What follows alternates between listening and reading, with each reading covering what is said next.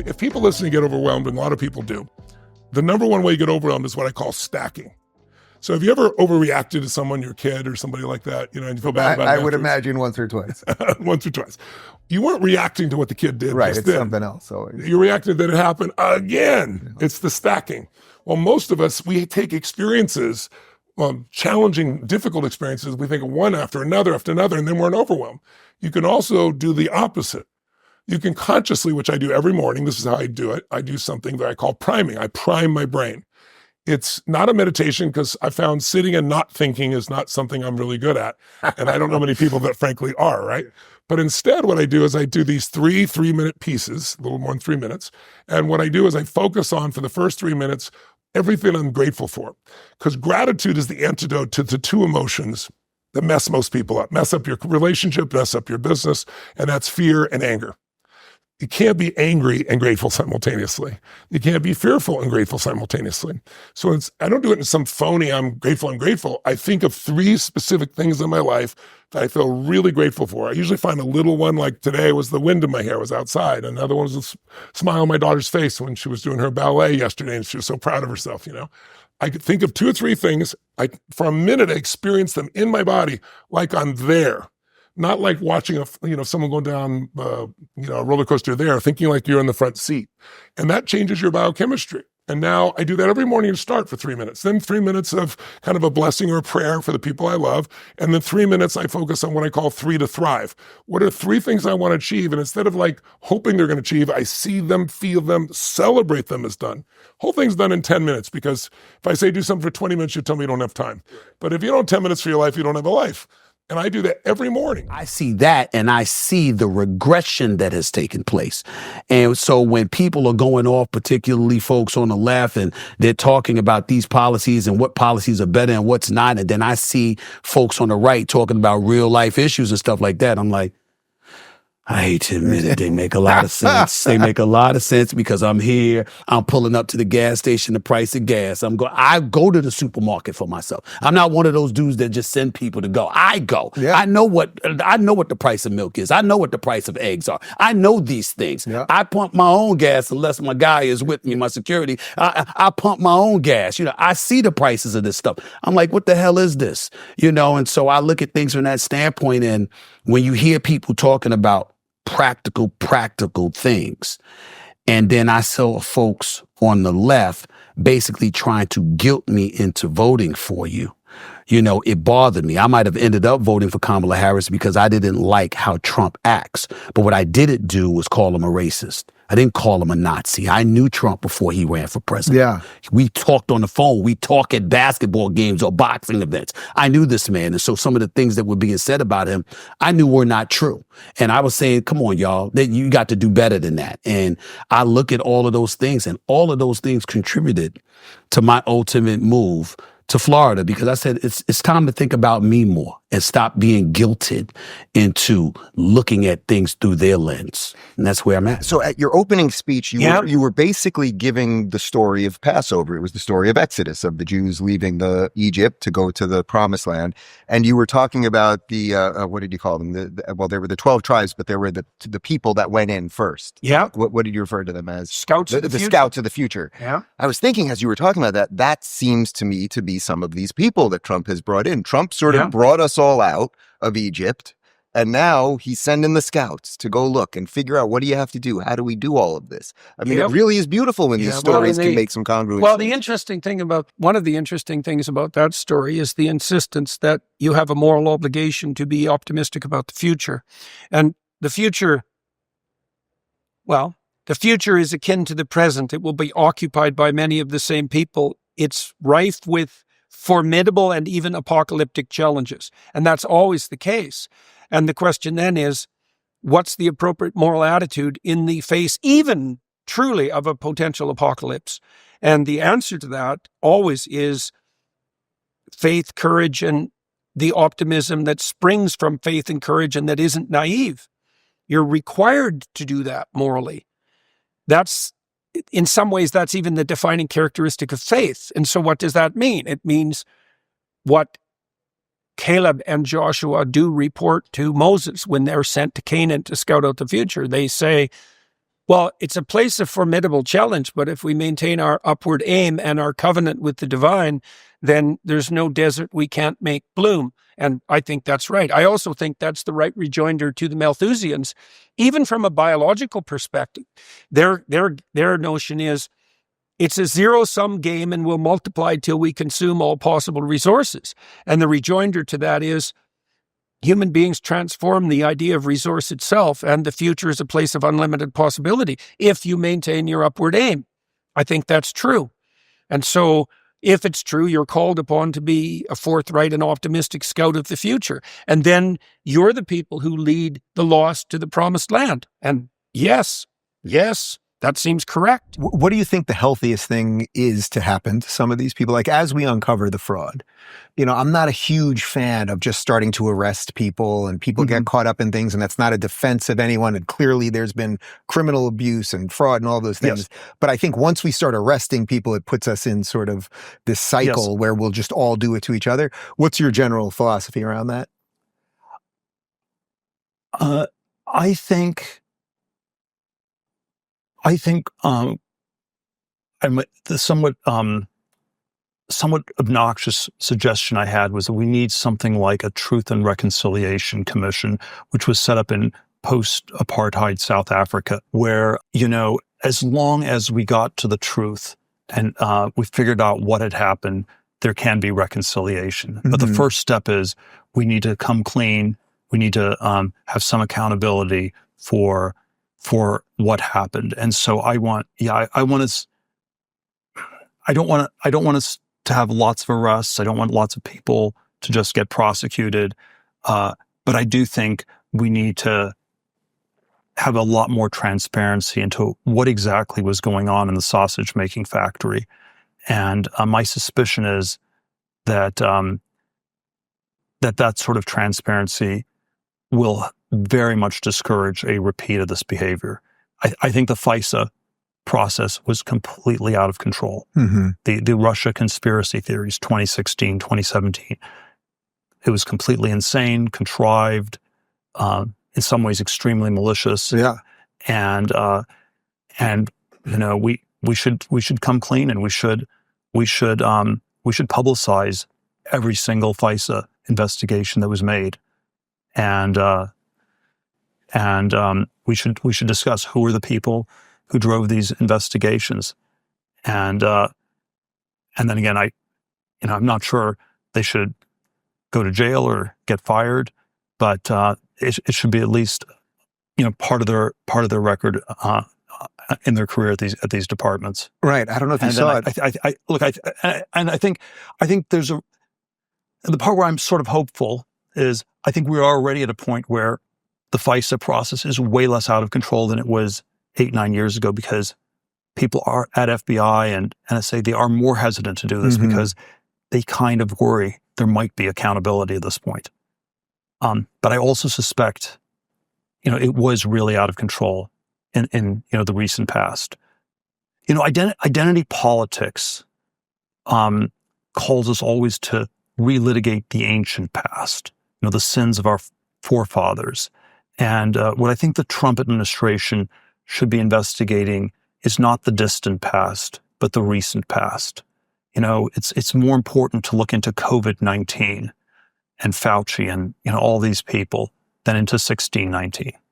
And so and then what my suspicion is that there was a lot of abuse. There was a lot of crazy stuff that happened because and this again is from an obnoxious comparison.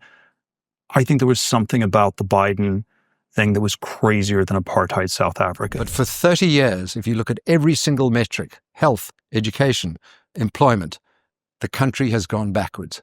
Every state-owned enterprise has been bankrupted. South African Airways used to be the best airline in Africa, bankrupt.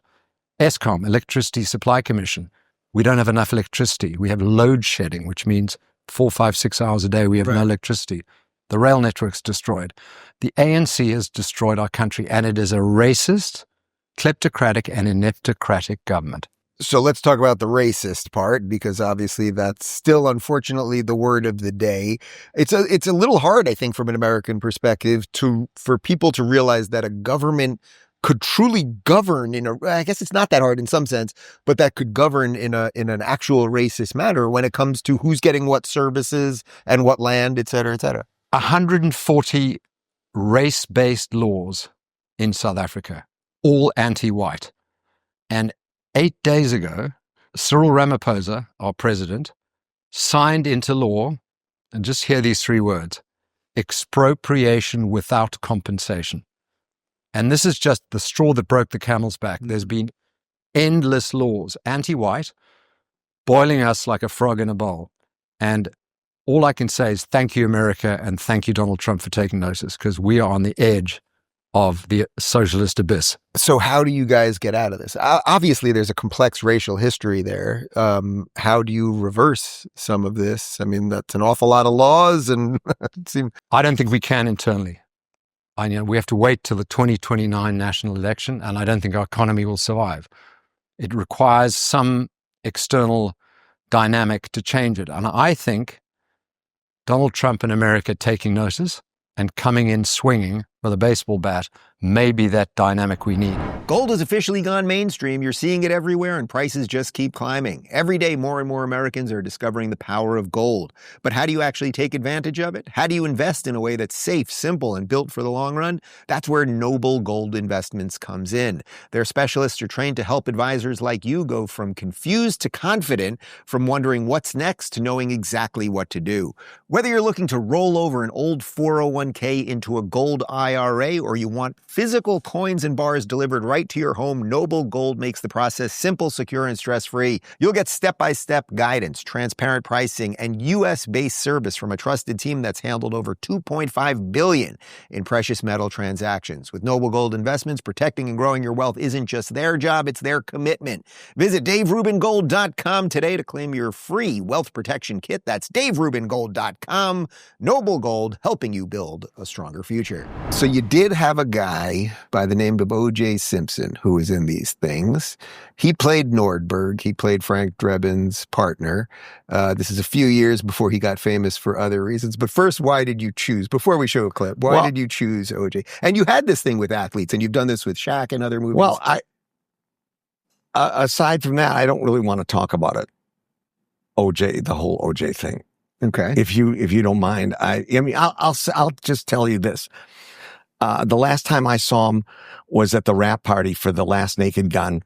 I said goodbye, shook hands. I sold him my knife collection, and that was the last that I saw him. I never saw him again.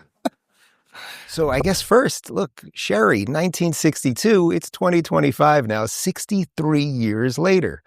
I'm only 48. It's 63 years, man. Like, do you feel as much love for it now as you felt then? How has that changed over the years? The love of the music as long as you understand that you're not doing it for you, and you're doing it for an audience who may be out there waiting to hear you, or bought a ticket, or waited 6 months until you appeared in their place. So that's what keeps it fresh. And is it as exciting for you personally every morning? Like when you wake up, I mean, you had a gig last night and then you get on the bus. I saw the tour bus, and then here you are again, and you got another one, I think, tomorrow. Right. Well, it's always exciting. I've been doing this since I was about 16 or 17. And can you imagine what it's like to have an audience your whole life? No, I can't. Doing what you love and them loving what you're doing. It's amazing. And I told you, I've been to probably a dozen of your shows, and I see grandparents now who saw you back then now with their grandkids, and they equally love it. It's incredible. Well, because of Jersey Boys. Yeah. It's caught on with little kids and younger kids. So we get a mixture in the audience.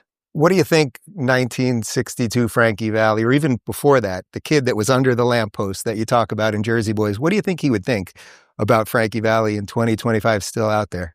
You think he would believe it? Well, he'd probably think he was just dreaming.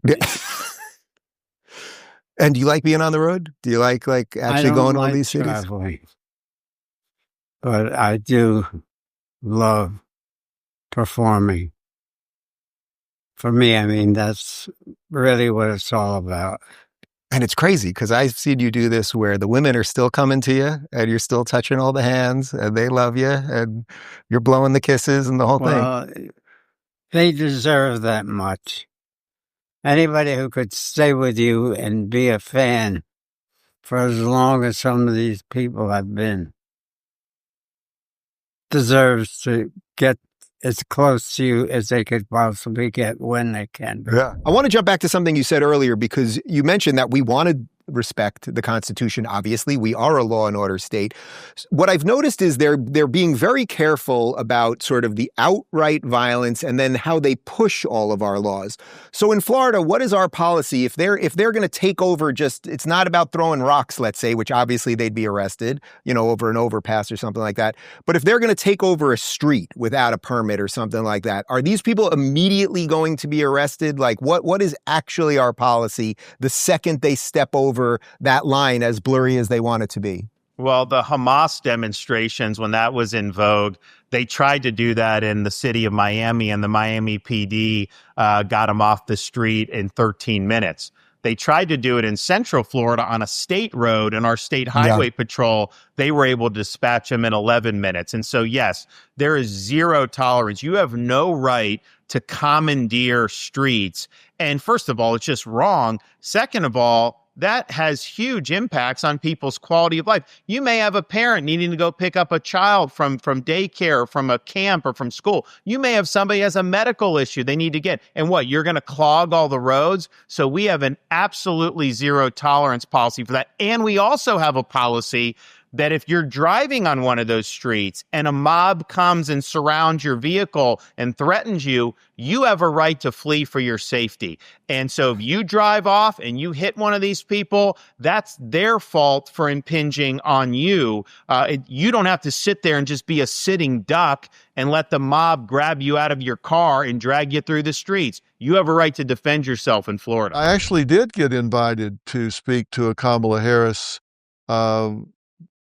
event right after Madison Square Garden. They hit me up in the me and my staff was there in the lobby of the Peninsula Hotel and said, was he serious about that? And I was standing right there. My staff said yes. They said, well, we've got one coming up, and here's the information that you can we said, here's our information. You can contact us. We'll come. We'll get there at our own expense. All you got to do is tell us when, tell us where. They said, okay, we'll be in touch. Ghosted us, never heard another word. They actually didn't want me to come at all. I think maybe that person got back and said, hey, I talked to Dr. Phil. And they said, are you nuts? Because they actually didn't want me there. But I damn sure would have gone. And I probably made 100 requests from people inside the party, inside the inner circle, to interview Biden and Harris, and neither one of them would talk to me. And the thing is, I would never have disrespected either. I wasn't a particular Biden fan, but I would never disrespect the office of the President of the United States. What a bad look that is. You just don't do that. I wouldn't do that. I would have treated him with the dignity and respect that someone in that office deserves.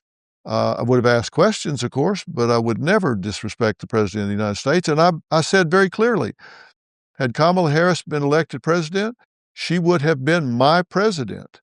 And I would have supported her as my president. I made that very clear.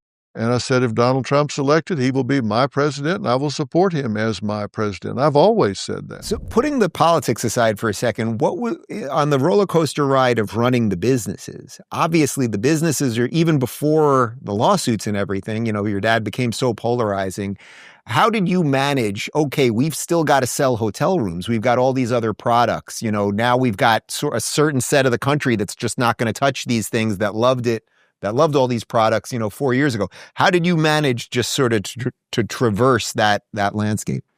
Yeah, and listen, you had 50% of the country that would walk to the end of Earth for my father, and so listen, there's no question it came with challenging time. Were we canceled? Did a lot of group business, go elsewhere because they, frankly, it's obviously became political, sure, but the exact opposite is happening now. I think we have the greatest brand in the world.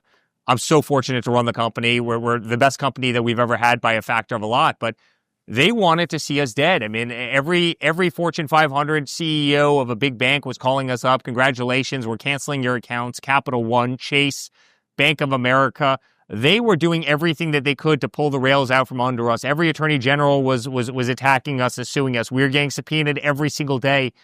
Tens and tens of millions of dollars worth, or documents in discovery production on every front. The raids on Mar-a-Lago, the attacks on our employees, the attacks on, me personally and everybody in the family. They were trying to divide the family. They were trying to split up the family. That was the nature of the siege. And that's before they turned to physical violence, i.e. Butler, i.e.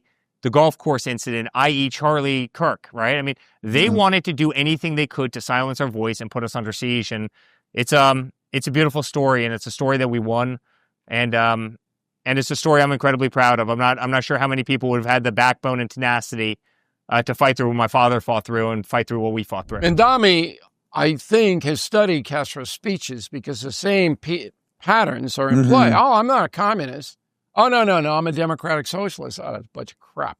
He would confiscate everything you have, Dave, like that, if he could. I agree. Okay? I agree. All right, that's what he wants. He wants to confiscate private property. He wants the government to run everything and to give to the have-nots or whatever it may be. Okay.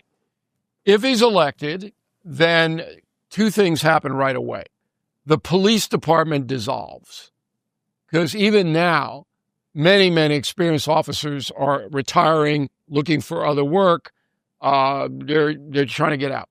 They're down here with us in Florida, Bill. That's where they've all come. There's a lot of people going to Florida.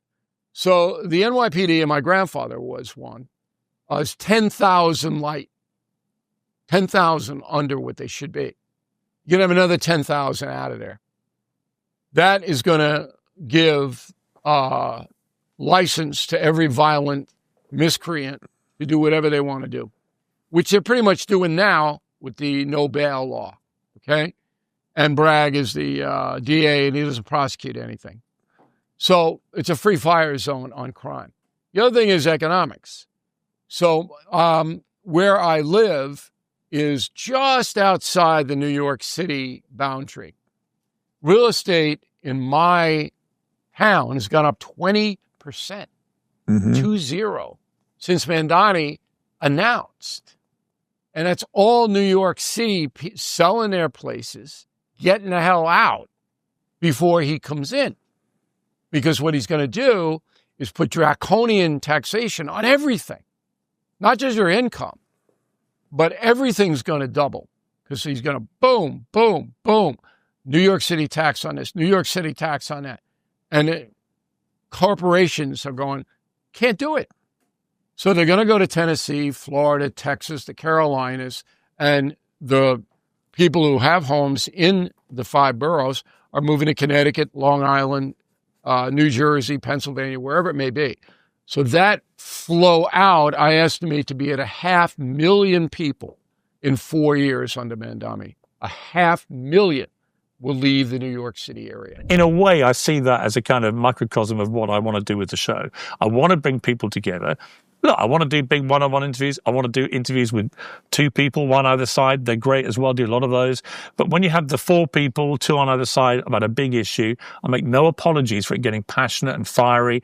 I just hope that rather than it descending, as it sometimes does, into total chaos, that actually I can calm people enough where I can try and bring them to a point where we can at least agree on various points. Right. And then I think it serves a very valuable purpose. Do you think there's a fundamental reason, though, that the people that tend to be left-leaning in these debates are the ones screaming, yelling, saying all the awful things? Like, it's very... Can you think of one instance where someone that you brought on the right in one of these debates was doing any of that? Vinny O'Sharlotte can get pretty low. I've been on with Vinny. No, he gets... But it's usually... he yells a little bit, but it's like... But he's doing it kind of... He's a comic also. He does, but he can be But very that's fiery. fundamentally different than a lot of the crazy shit that's coming out of the people on the left. For instance, when it's you and Cenk, for example, you remaining icily calm drives him completely nuts. Yeah. But as a viewer, I really like the dynamic of you two. You might find it a little odd and unsettling to do it, but as a viewer, they think you've got cool hand Rubin, and you've got Mad Cenk going bonkers. I love Cenk. I get on very well with him personally, right? You but like him? I do like him, he's actually. just No, actually, awful. I go and have coffee with him in LA sometimes. He's charming company, right? But he just gets very wound up to the point his blood vessels start exploding. You don't. You tend to stay very calm. And I think the dynamic is Well, I pretty think when you interesting tell to the watch. truth, it's easy to become Yes, calm. but When you're a lying propagandist, Yeah, that's but when he you're screaming like a obviously, lunatic. you know, he says exactly the same about you guys on the right. So that's what Sure, I mean but about. one of us is So if you're a viewer in the middle and you're not actually, you know, self-declared partisan, I hope you look at you both and actually. Sometimes one will win, sometimes the other wins, sometimes you both get a win. It's like it's an interesting little battle to watch if you're not on the So in that hyper-partisan moment, side. when I pulled the receipts out That was and I great. read his titles back, so what's going on in your mind when you see one of those moments? Piers, shut up and let Dave do his thing. What was it like working with Richard Lewis? Because if I could just tell you for 1 second, truly one of the best moments of my career was I interviewed Richard Lewis when we still lived in LA, and he came to my house, and I loved, obviously you can see how much I love the show, and I've loved him since I saw him on Young Comics on HBO in like 1982 or something. And at the end of the interview, we had such a great time together. And, you know, obviously he was a germaphobe, sort of. Larry's got a lot of that, and I'm sure he probably didn't touch you that often. But when he walked in, he gave me the fist bump, kind of the Larry David fist bump. But at the end, as he was walking out of my house, he goes, Dave, I want you to know, you're a really great interviewer. And he put his hand on my face like this. And it was just like this, like, bizarrely nice moment. I was like, I can't believe it. He doesn't touch anyone. And he like this. And I was like, I'm always going to remember that. Richard Lewis touched my face. Yeah. What was it like working with him?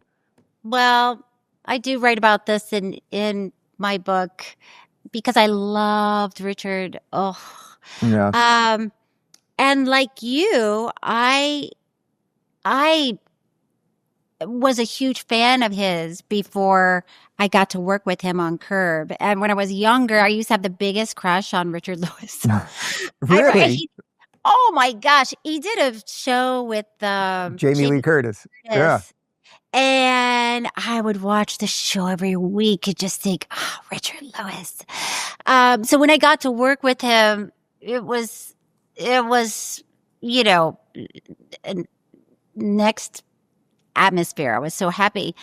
And he, like you're saying, he had a very sweet, soulful side to him. And he, even though everybody's always doing comedy bits on shows, especially on Curb, everybody's funny and everybody's doing bits. Richard would, you know, he would pull you aside and say, hey, I really love you. Yeah. I love what you're doing, man. You know, you're the best out there. It was so sweet, you know. Yeah. Did you know, not to get too personal, but did you know that his health was really failing at the end? Because clearly, when you watch the shows, he wasn't himself anymore. And obviously, you know, Dave Osborne also passed away during the show. And I think, did Shelley Berman also pass away during? Yeah, so a few of the mainstays of the show passed away while you guys were shooting. Well, he never talked about a specific health issue, but we had worked together for so long. We had worked together for, I mean, the span of Curb Your Enthusiasm was over 24 years. Yeah, it's crazy. It's crazy. It's so crazy. So we could tell, you know, that he was struggling in some aspects, and he just, we just needed to take extra good care of him. Yeah. So you could tell it was harder for him towards the end. One of the big takeaways are don't think about health expenses as an expense, but think about them as an investment. If we use these dollars correctly, we will return Americans to their optimal health. It's a hand up we're giving people, not a handout. If they're healthy, they'll work better, longer, and all that translates to remarkable growth of our economy. I'll give you a number. Take the average 61-year-old today, which is the, by the way, average retirement age. So the average person born in 1964 is retiring this year. Remember, Medicare doesn't start till 65. So they're retiring early. If you get that age group, just that 1 year, to work 3 more years to age 64. Just that one age. Everyone is 64, born in 64, is going to work another 3 years. That's worth $1 trillion to the U.S. economy. Think about that. Basically, we can close our debt by just getting people to work a little longer. And if they're healthy, they might want to do that. That's the opportunity that health care offers us. I'll give you one concrete example. The work requirement that there was so much fighting over. Yeah. Now, when Medicaid was created, it never dawned on anybody's mind, never crossed their mind that they would be offering free health insurance to people who are able-bodied but not working. Years later, as part of the Affordable Care Act, under President Obama, there was a decision made to allow able-bodied members of the American population to join Medicaid. It was supposed to be transient. You get on it, you get off it. Now it's become basically a trap where you have generational unemployment. That's easy because you get health insurance for not doing anything. No one asks you to do anything. No one even asks you if you made money.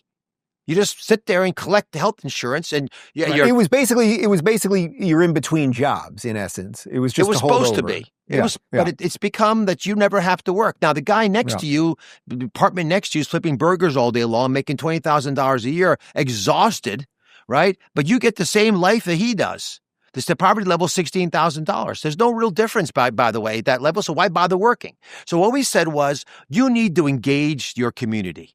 You have agency over your future. You may not know that, but that's your God-given power, is to make a difference in the world. You were not put on the planet to watch 6.1 hours of television or leisure time, which is the data, by the way, for able-bodied people on Medicaid who aren't working. So what we said was, and this shouldn't be controversial, is we want you to go get an education, go volunteer somewhere, go get a job, or at least help take care of kids. I mean, do something.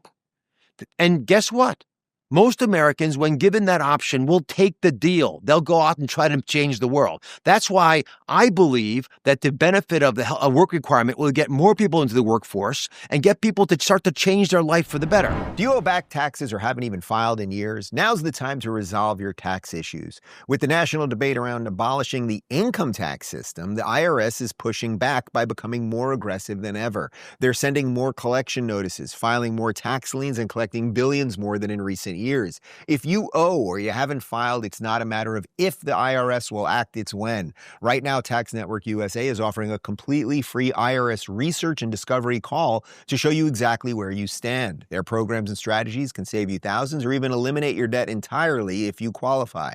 Don't make the mistake of trying to handle the IRS on your own. Representing yourself or calling them directly can waive your rights and cost you significantly more. The IRS is not on your side, but Tax Network USA is.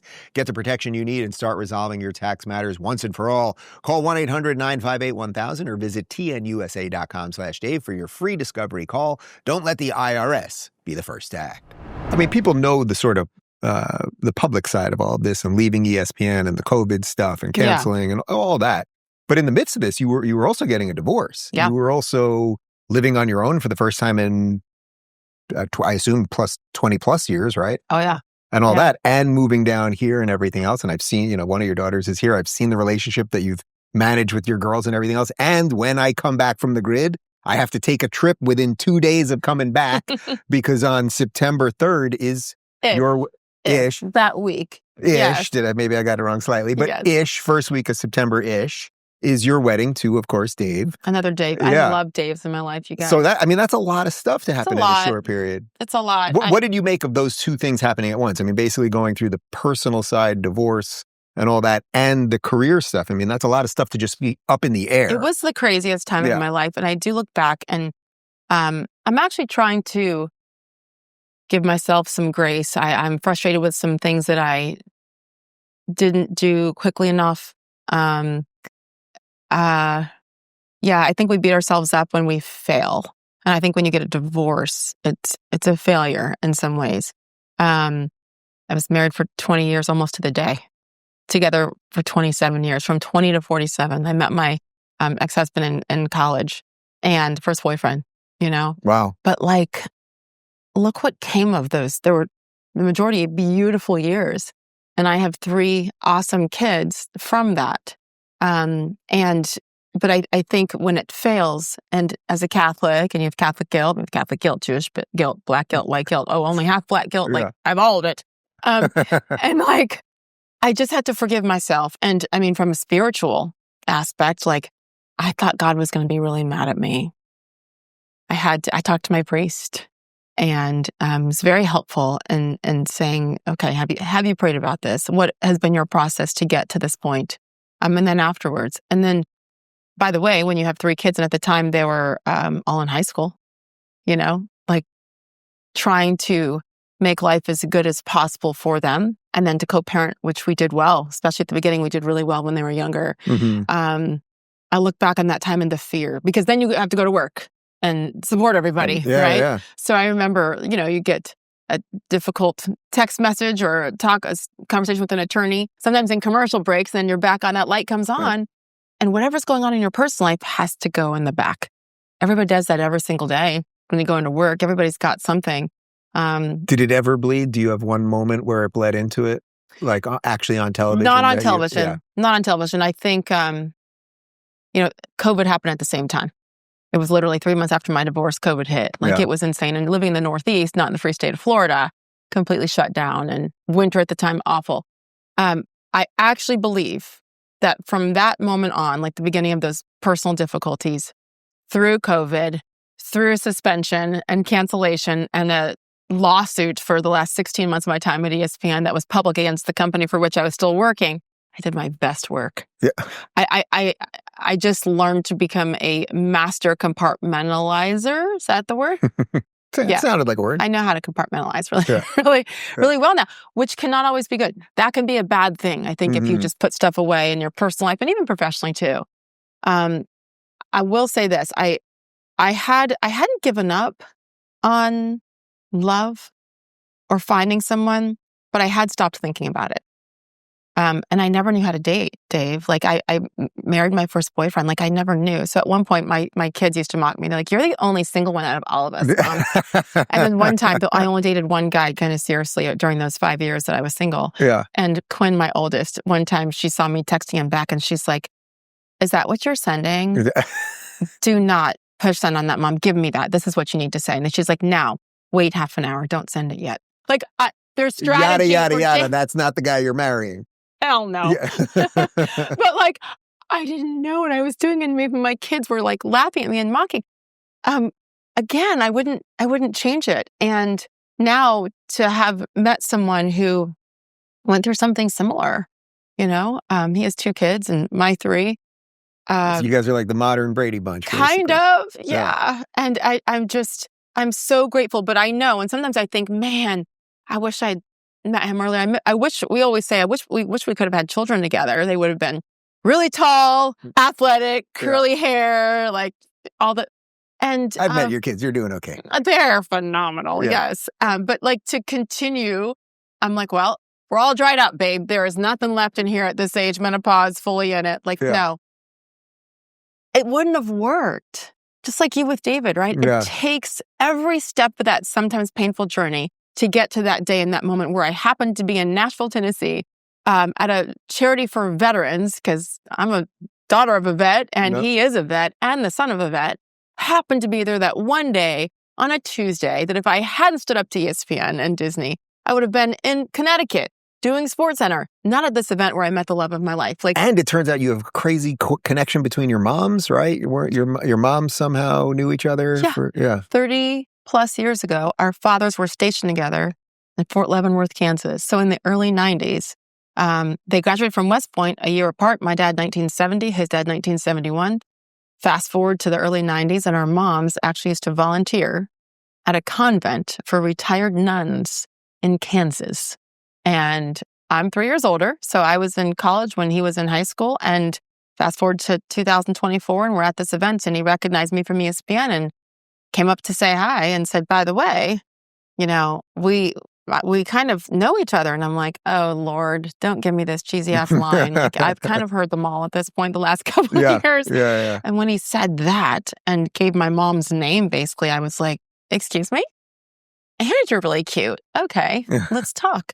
It sounds so lame, and you know this, but I knew that night.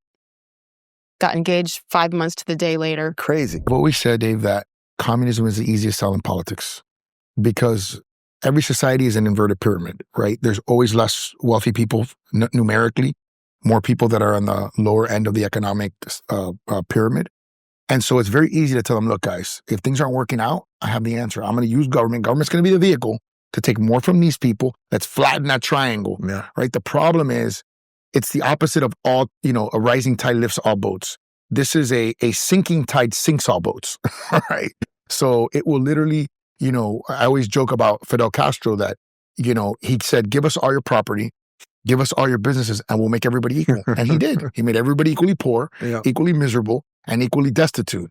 And that's what's going to happen in New York, unfortunately. Is it that sort of Cuban PTSD that we have in Miami 100%. that will always save us? I hope so. In some sense, I mean, I hope so. I think that's part of even why if a Democrat were to get elected in Miami as a mayor or a Democrat, we have a Democratic county mayor, even those people are very sensitive to the issues that Cubans and Cuban Republicans feel, and they toe the line very, very carefully because they know that they're one election away from being defeated if they mess around too much. I want to help my country, and I don't want to bend the knee, and I don't want to kiss the ring. I want Americans to walk erect, and I don't want cults of personality. I don't want to genuflect every time Elon's name gets mentioned, nor do I want to be asked, are you on the Trump train, yes or no? Because quite honestly, I was on this train a long time before Trump ever boarded. And this idea that a bunch of, in particular, like the tech right, they just jumped on this thing 4 seconds ago, and now they're acting like, they've been here the whole time. It's incredibly disrespectful. Way too much emphasis is being placed on the market. Even free market economists know that there's certain things that the market can't do, like public goods or principal agent policy, what have you. So there's this sort of simplicity and this bravado and triumphalism that I find repellent.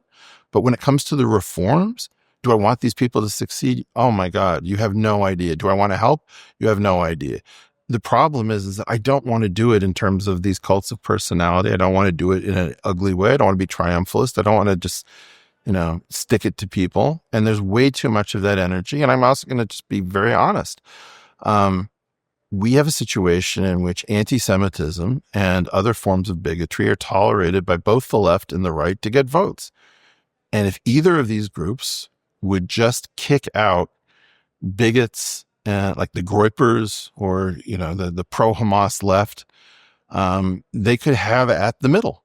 Mm-hmm. And it's completely alienating that these two sides won't call out their problem. Right. I don't see the symmetry on that, in that, to me, the left has been largely, and the Democrat Party largely has been overtaken by, let's say, the Hamas thing. On the right, I don't see Trump really placating those people. I don't think he's... It's not a question of placating. It's a question of you actually have to call this stuff out. You can't have open borders welcoming in people who hate you. Not everybody hates us who comes in, but a large number do, and there's no price to pay for hating the country you're in if you move to the West. And so I'm afraid, yes, that's my rather bleak prognosis. Terrorism is about the only thing that seems to wake anyone up. And even then, it does. We had a massive terrorist attack in New Orleans on New Year's Day, and nobody talked about it 2 days later in America. Yes. Take the Southport stabbings, which occurred last summer in a town in the north of England. A son of Rwandan immigrants goes on a knifing spree at a Taylor Swift-themed dance party for young girls, stabs 3 under 10 girls to death repeatedly, many others. And the authorities, the government, much of the media, they say it's a man from Wales. And in some ways, they were right, but this wasn't just some maniac Welshman. We have the right to know, I think, if girls are being stabbed to death at dance classes. We have the right to know how that person is here, how his family are here, and exactly what they brought to Britain. But the Labour government and others, as you know, just say, shut up, don't talk about it. And if you even speculate on the motives, you'll go to prison much faster than the killer. So I think I want to share with you 2 important things. One is that we need to recognize that people will tell you that solar and wind is incredibly cheap. And that's technically true. This is why it's such an insidious argument. So everybody has seen this graph of, over time, how solar and wind has just come down in price, and they're very cheap right now. So people will tell you, solar and wind is some of the cheapest electricity on the planet. But what they don't tell you is, when the sun is shining and the wind is blowing, but otherwise it's the most expensive power on the planet because it's infinitely costly. You can't get it. And so the reality is, if you actually look at, if you look across the world for how much energy do you get, how much electricity do you get from solar and wind, and how much is the price, you get a very clear upward sloping situation. You have cheap countries that have virtually no solar and wind, and then you just get more and more expensive. So you have China and India down here, you have the US a little higher up, they have your EU all the way up there. And the reality is there's no countries down here that are saying, we have lots of solar and wind and cheap power.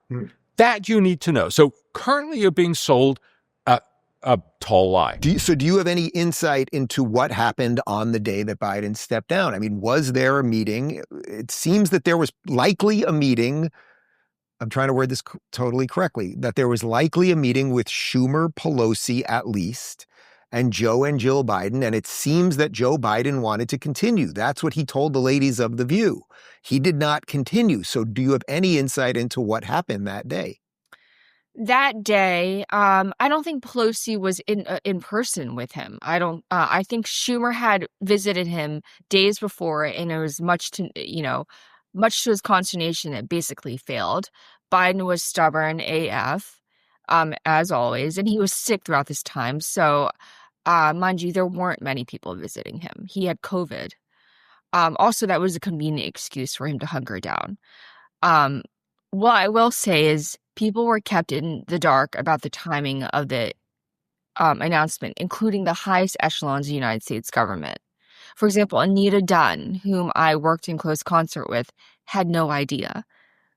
She did a conference call that morning telling people that we would stay the course, that they would stay the course. And so she had only like a minute heads up that the announcement was coming. And I can't stress enough how high up Anita Dunn was. She was basically part of the council of presidents. Dave, we didn't have a president in the right. We had a council of these unelected people that you've never even heard of. And they're Anita Dunn, Mike Donnellan, and Steve Ricchetti. 3 of them were running the country. Most Americans, I would say maybe like 1%, if that, have heard of them. Right? So just to be clear, you don't know who was in the room when he made that final decision, if we're to believe Steve Ricchetti, Mike Donnellan, and his family. Now, Elon was a hero to people. Like, oh, it's like making this electric car. It's going to save the planet. And wow, we're going to go to Mars. Cool. Like, it's just like very people simple. That hate him now thought he was the second coming. It's incredible. I think, because really, when he was doing Tesla, he went bankrupt, basically. He's been public about this. I'm not speaking out of school. He basically went bankrupt, and a friend of ours was loaning him money to keep him afloat. And I famously had dinner with him one time, and he showed me the Model S car on his phone. He was getting in the middle of his divorce, and he's told the story publicly. And I was like, I have a couple of $1 million I can loan you. He's like, don't bother. I'm done. Tesla's going to go out of business in 2 weeks. And I was like, really? And he's like, because I had seen in Gawker, they said it was going to go out of business next month. I said, is it true? And he's like, no, it's not true. I was like, oh, thank God. He's like, we have 2 weeks, not 4.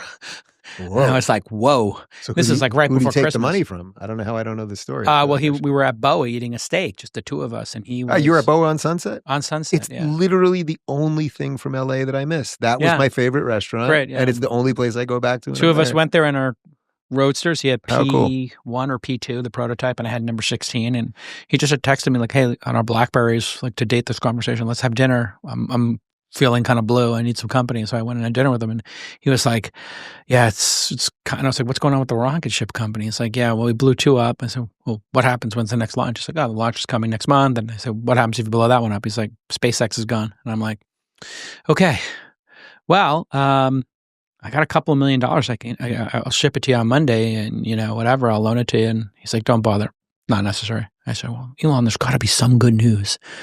And he said, yeah, actually, I got some good news today.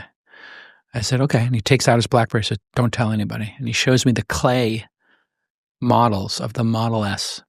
and he's flipping through it. On the BlackBerries, they used to have that little trackpad thing and the ball. That little thing. Yeah, and he's flipping through it, and I looked at it, and it literally was clay models, like little clay. But I'm looking at it, I'm like, that's nicer than the Porsche. It's like, I've never seen a car. Yeah. It looks kind of like a futuristic Taurus or something. It's like, what is it going to cost? It's 4 doors and it's like a sedan. He's like, yeah. He's like, what should I call it? And I was like, I don't know. You call it like the Model T. He's like, yeah, we can't call it the Model T. He's like, we call it the Model S because T is still, Ford still has the trademark. We actually looked into that. I was like, yeah, that's a pretty good name. Model S is good. Like ST, whatever, sedan. And I said, what's it going to cost? And he said, I think I can do it for $50,000. I said, if you can do that for $50,000, you'll change the fucking world. This company has to survive. And like he wound up over Christmas in St. Bart's closing some funding from some friends of ours, and he kept the company alive. But when I got home, I went to my wife, Jade. I said, give me the checkbook. And I wrote 2 $50,000 checks. And I said, dear Elon, great looking car. I'll take 2. Love, Jason. And when did those get delivered? I sent it to him. I kid you not. He put it in his desk drawer. He didn't cash the checks because he didn't want to take the $100,000 and blow it. But I knew that would like maybe give him an extra day in payroll. And I told Jade that 100's done. We're never going to get it. But I wanted to like let him know I was in his corner. And I kid you not, like 3 or 4 months later, the checks get cashed. He had handed them to somebody and said, here's the first orders. I got the first orders. Literally 3 years later, your serial number reservation, 0000001. 0000073. So I called him and said, hey, Elon, I can't take number 1. You got to take number 1. He's like, take number 1. I got 4 of these prototypes. I got no garage space left. Right. His probably don't have a number on him. And he said, I want you to have it because you were the first person to order it. And it's like very important for me for you to have it. Did you guys know that much of the methylene blue sold online is the same grade used for fish tanks? Be careful with low quality products that are made overseas and not tested for heavy metals. You can trust the wellness company's Recharge, a doctor formulated supplement that combines powdered methylene blue with NAD plus and PQQ. This methylene blue is USP grade, meaning it meets top-tier purity standards for safety and effectiveness. This is not the questionable product you find on Amazon. Recharge is made with research-backed ingredients to support brain function, cellular repair, and clean, lasting energy. It helps you stay energized, focused, and resilient throughout the day. Choose a formula made for your body, not for fish tanks. Experience enhanced mental clarity, sustained energy, sharper focus, and support for long-term cognitive health. And no, it won't turn your tongue blue. Visit twc.health/Rubin and use code Rubin to save 15% off and experience next-level energy and focus with Recharge. And the mainstream media, which was back at that time also controlled by the liberals, they started a political campaign against us. And they were portraying Hungary like fascist dictatorship type of country. And no one else, and the voters, the politicians on the other side, actually no one knew that who we are and what we're doing. So no one was speaking against it. And that was the liberal propaganda against Hungary everywhere.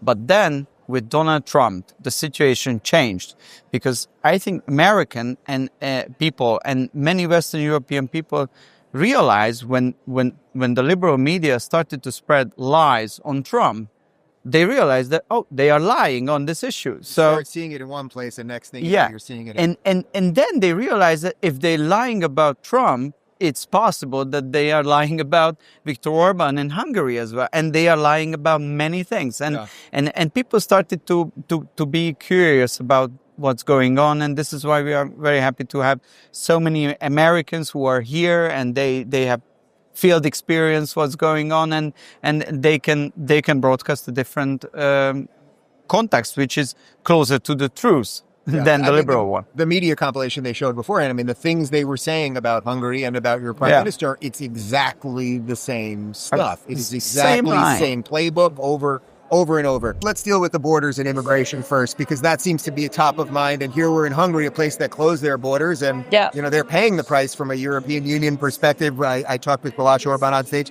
They pay €1 million a day to the European Union just because they keep their borders closed. It's quite absurd, frankly, from an American.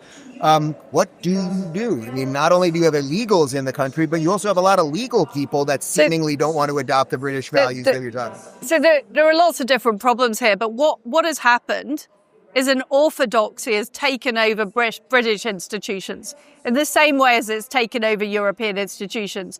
And that orthodoxy believes in mass migration, multiculturalism, toleration of Islamism, and we've seen appalling cover-ups of grooming gangs in Britain. Girls as young as 12 being systematically raped, and no national inquiry. It's been covered up. So there is a group of people who have essentially taken over our institutions with a particular worldview, and they don't want to be challenged, which is why we're seeing free speech being suppressed, because they don't want people to know just how badly wrong it's going. And I think all of these problems are connected. So mass migration is putting pressure on housing costs, which means that Brits aren't able to start a family. They're not able to buy a home because it's too expensive. That's creating a population crisis, which then creates a demand for more migration. You've also got a left-wing ideology in terms of things like net zero, which is making British energy very expensive. So our energy costs in Britain are 4 times what they are in the United States. So all of these things are compounded, and people feel that things are getting worse, and they can't even say what is wrong. So they can't even complain about the grooming gangs or speak out about what happened in Southport, because they're literally fearful of getting arrested. We don't know, Dave. And when you actually did a whole video on this, there's a package insert for the vaccine, and it will tell you what pre-licensing studies were done. Mm-hmm. And the amount of days that they monitored the child for adverse events was 5 days. Mm-hmm. 5 days.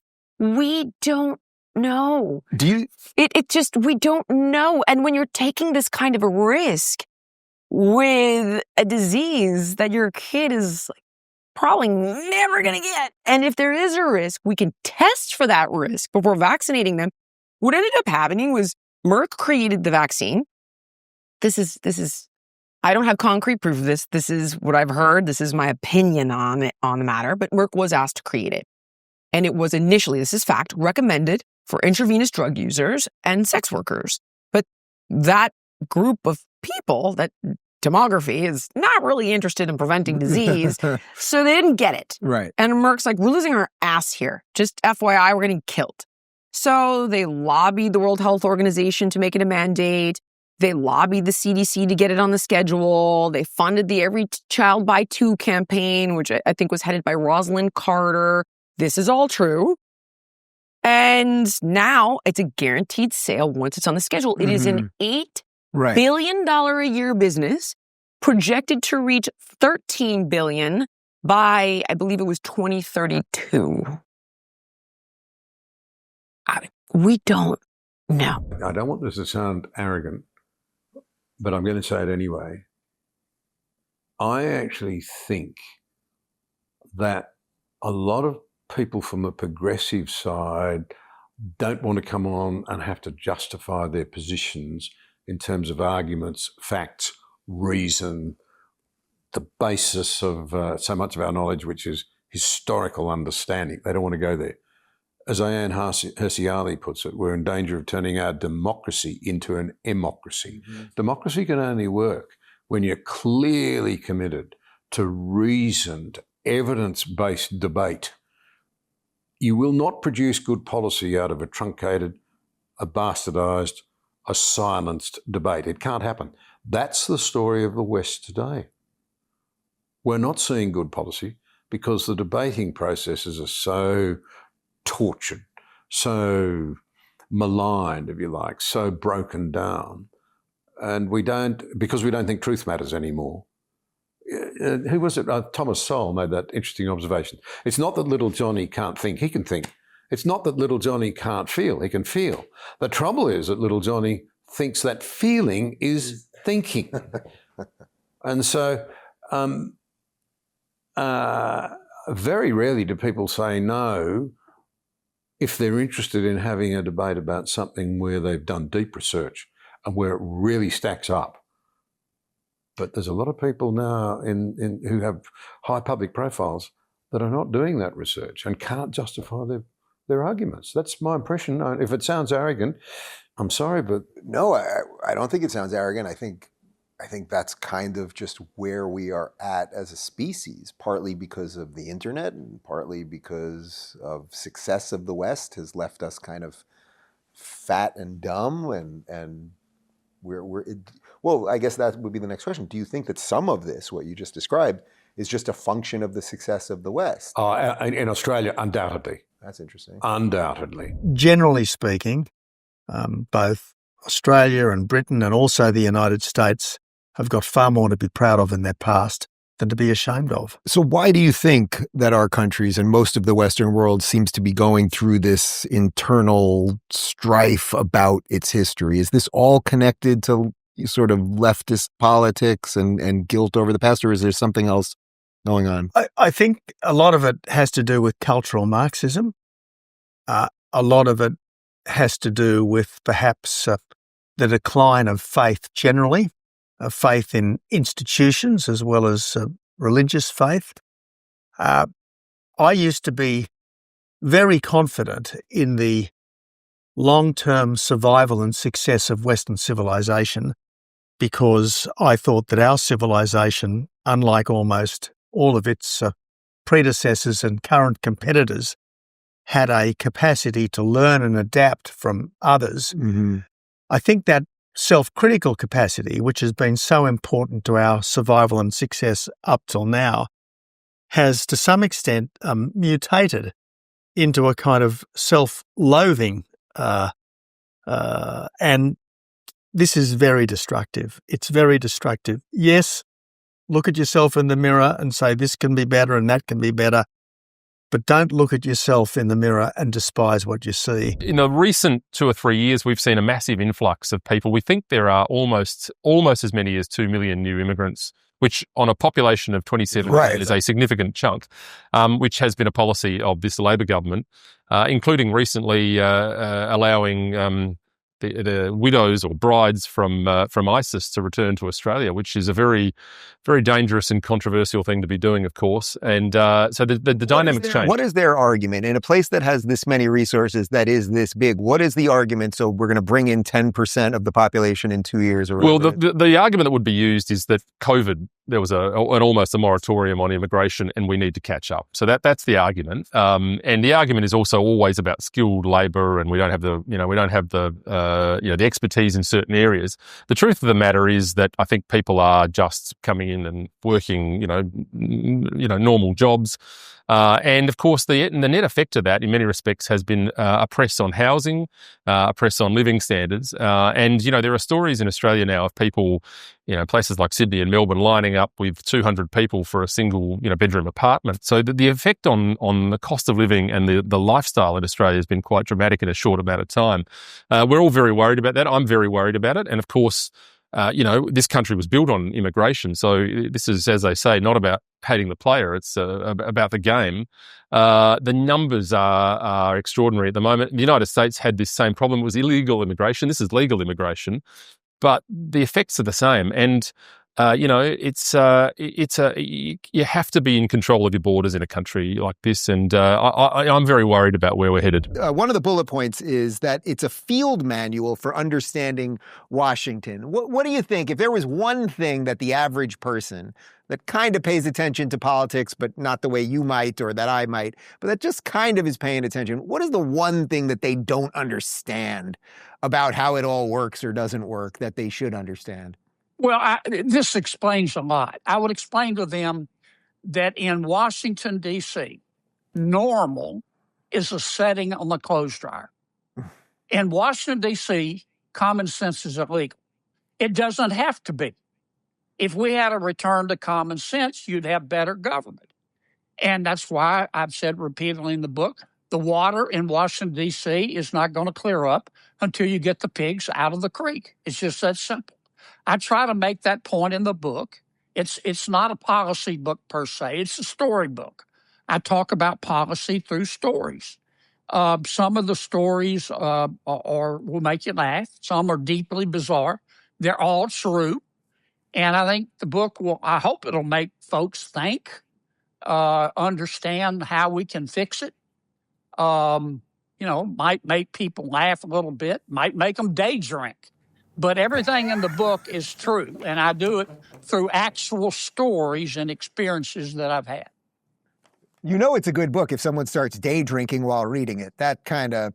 Well, it's unvarnished, man. I mean, it is unvarnished. I talk about President Trump, President Biden, Chuck Grassley, Xi Jinping. I met with him in China. I talk about Chuck Schumer. Everything in there is true. Well, we'll end with this then, because my team gave me, I told you, we're always playing all of your fun quips on TV all the time, but my guys gave me a whole bunch of your quotes, and I want to see if we can work through this one, because it's related to what I had for lunch today. You said, Democrats are the well-intended arugula and tofu crowd. I'm big on arugula. I don't like tofu. I had a steak, but I like arugula. What lettuce should I be switching to? Well, don't switch to kale, okay? Kale would be worse. That's right. Kale to me tastes like I'd rather be fat. And those skills, that willingness to endure rejection as opposed to deferring to a frictionless relationship, is sequestering people, especially young men, and not giving them the life skills they need, perseverance, how to open, how to talk to people, how to sell. And most importantly, the key skill in success, I believe, is the ability to endure rejection, to mourn and to move on, to develop those calluses. 45% of men ages 18 to 25 have never approached a woman in person to ask her out. I think that's really unhealthy. And a lot of these men, young men, have gotten mixed messages. No man wants to be the creep. Right. I read a story about a guy who approached a woman at a bar, didn't go well. He was inartful and elegant. And then he finds out she works at JP Morgan and she complains about him. And so guys have gotten mixed messages. They have a competitor to life that makes us less mammalia. And I think ultimately over time, these people become very anxious and depressed. If you want to see an orca go crazy, stick it in a tank alone. The worst thing you can do to a human is solitary confinement. I don't know if you have pets, but leave your dog alone and see what happens. So I really worry that we've attached our economy and trillions of dollars in market cap to, again, sequestering young men from what they need most, and that is other relationships.